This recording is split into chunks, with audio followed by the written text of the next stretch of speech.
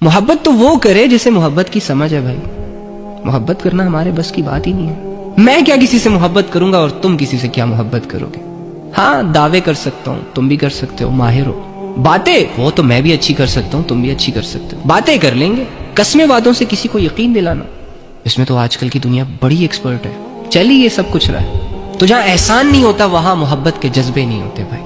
وہاں پسند ہو سکتی ہے, وہاں لذت ہو سکتی ہے, وہاں مطلب ہو سکتا ہے, مفاد ہو سکتا ہے. چلو تم لڑکیوں سے میں ایک سوال پوچھتا ہوں, یہ جتنے بھی تم لوگوں کو یہ لمبے چوڑے اور گورے شورے لڑکے پسند آتے ہیں, کیا احسان ہے ان کا آپ پر سوائے میٹھی میٹھی باتوں کے, سوائے کال پہ ہائے ہیلو کیا حال ہے کیا ہو رہا ہے, ان دو چار باتوں کے علاوہ کیا ہے کیا؟ بیمار ہوتی ہو ہسپتال تمہیں ماں باپ لے کے جاتے ہیں, بہن بھائی لے کے جاتے ہیں. اب لے کے جانا, پیسے خرچ کرنا, ڈاکٹروں سے بات کرنا, میڈیسن لانا, یہ احسان نہیں ہے. ہاں اس کنڈیشن میں اگر تمہیں ایک جانو مانو کا ٹیکس آ جائے نا, ہیلو ہاؤ آر یو, مجھے پتا چلا تمہاری طبیعت بڑی خراب ہے, کیسی ہو اب؟ اوہ یو آر سو سویٹ, تمہیں کتنی میری پرواہ ہے.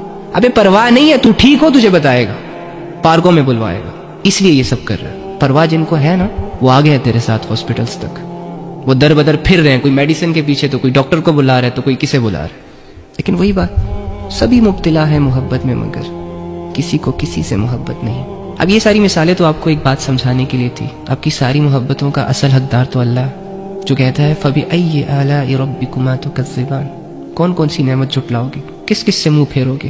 وہ ہے ہی اتنی کہ جھٹلاتے جھٹلاتے زندگیاں ختم ہو جائیں گی.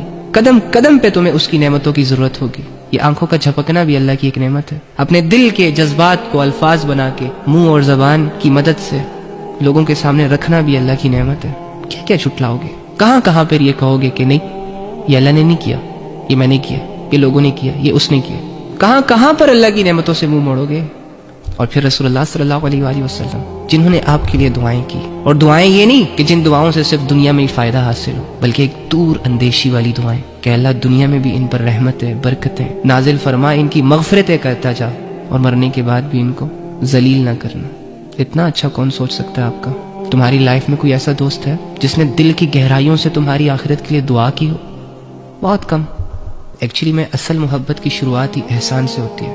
جس نے بھی آپ پر کوئی بڑا احسان کیا, مدد کی, وہاں ساتھ دیا جہاں لوگ آپ کا ساتھ دینے سے ڈر رہے تھے یا نہیں دے رہے تھے یا پیچھے ہو رہے تھے, ہو جاتی ہے محبت. تو کتنا بڑا احسان ہے کہ پیغمبر نے تمہیں اپنی دعاؤں میں یاد رکھا. تو کیا اب ہم اپنی محبت